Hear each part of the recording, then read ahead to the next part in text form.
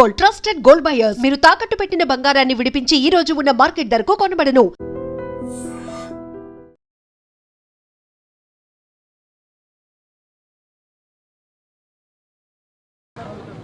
ఆ ముఖం తదేక్షగా చూడగానే సుమారు ఒక 50 ఏళ్ళు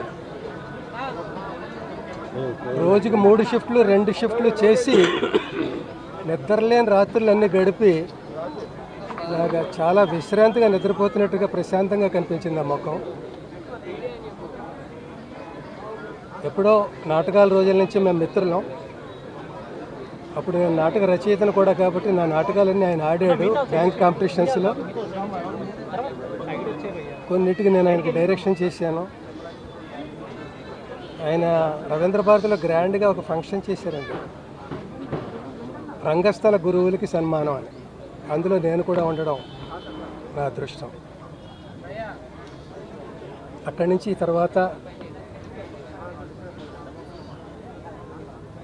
రచయితగా నేను రాసిన హలో బ్రదరు, సీతారత్న గారు అబ్బాయి, ఇంకా కొన్ని కిష్కిందకాండ, చాలా సినిమాల్లో ఆయన మంచి వేషాలు పోషించాడు పాత్రలు. తర్వాత నటుడిగా మేము చాలా సినిమాలు చేసాం. ముఖ్యంగా ఎప్పటికీ నాకు అందరికీ గుర్తుకొచ్చే పాత్ర అమ్మ 1వ తారీఖులో నా తండ్రిగా నటించిన పాత్ర. అలాంటి పాత్రలో ఎలాంటి పాత్ర ఇచ్చినా ఆయనకు జీవిస్తాడు తప్ప నటించాడు. ఎన్ని పాత్రలు 800, 900, 1000 వేషాలు వేస్తే అన్నీ దేనికది విశిష్టంగా విలక్షణంగా ఉంటాయి. విలక్షణ నటుడైన అందరినీ కూడా ఎంత చమత్కారం ఉందో. చిన్న పొల్ల విరుపు ఉంటుంది, ఆ పొల్ల అగ్గి పొల్ల లాంటిది బగ్గుబంటి ఉంటుంది కూడా.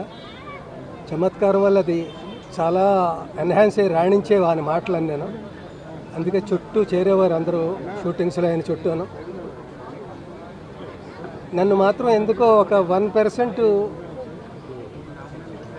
ఎక్కువ స్పెషల్గా చూసేవాడు ఆయన. నేను నాటకరంగం రోజు నుంచి రచయితను కూడా అవడం బట్టి, సినిమాల్లో కూడా రచయితను కాబట్టి 2-3 చోట్ల నా గురించి ఆయన చాలా గొప్పగా మాట్లాడారు. ఒక చోట సినిమా రంగంలో మధ్యతరగతి జీవితాలని కె బాలచంద్ర గారు ఎలా ఆవిష్కరిస్తారో, రంగస్థలంలో ఎల్బి శ్రీరామ్ దానికి ధీటుగా అంత బాగా రచించి ప్రదర్శించి ప్రేక్షకుల మన్ననలు పొందారు అని ఒక చోట అంటే, ఇంకో చోట మీరు సరస్వతి పుత్రులు, మంచి గురువుల దగ్గర శిక్షణ పొందారు, మంచి సినిమాలకి రచనలు, మంచి నాటకాలకి సినిమాలకి రచన చేశారు. సమాజానికి ఎంతో అవసరమైన ఉపయోగకరమైన ఆ పెన్నుని మీ జేబులో పెట్టుకుని మీరే మురిసిపోతే ఎలాగా, ఆ పెన్ను గుండెకి బరువు అనిపించట్లేదా అన్న చోట రాశాడు ఆయన స్టైల్లో. దానికి నేను ఏం చెప్పాలో తెలియక, పెన్ను తీయాలని నాకు ఉందండి, కానీ తీస్తే జేబుతో పాటు పెన్ను కూడా తేలికైపోతుందేమో అని భయంగా అలా ఉంచేసాను. బరువుగానే ఉంది అని నేను అనేవాడిని.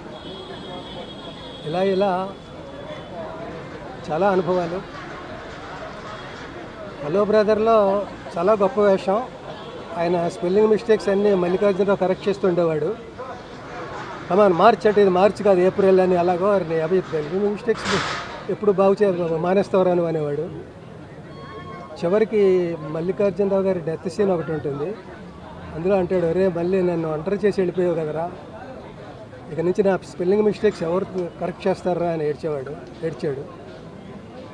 అలాగే ఇప్పుడు మాలాంటి కమెడియన్లు, క్యారెక్టర్ ఆర్టిస్టులు మేమందరూ చాలామంది ఇప్పుడు మా స్పెల్లింగ్ మిస్టేక్స్ అంటే మా తప్పులు ఎవరు కరెక్ట్ చేస్తారు, ధైర్యంగా మాట్లాడగలుగుతారు అని గుర్తుకొచ్చింది నాకు. అది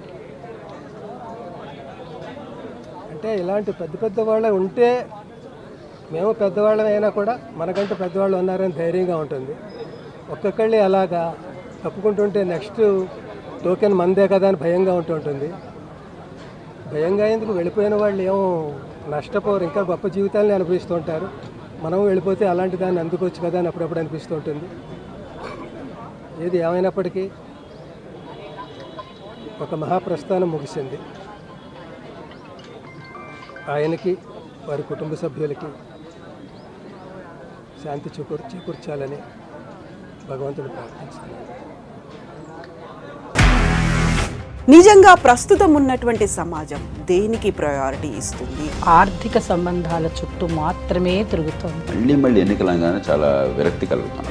మంచి అనిపిస్తుంది కదా, లేడీస్ కూడా ఛాలెంజింగ్ జాబ్స్ చేసినప్పుడు చాలా బాగుంటది. ట్రాఫిక్ అసిస్టెంట్స్ గా నియమించిన ట్రాన్స్జెండర్స్ అందరితో సాల్యూట్ చేయించుకుంటున్నారు. ఫుడ్ డెలివరీ ఇవ్వటానికి వెళ్ళినటువంటి డెలివరీ బాయ్ అనిల్ పై కళ్ళ ముందు పెళ్ళండి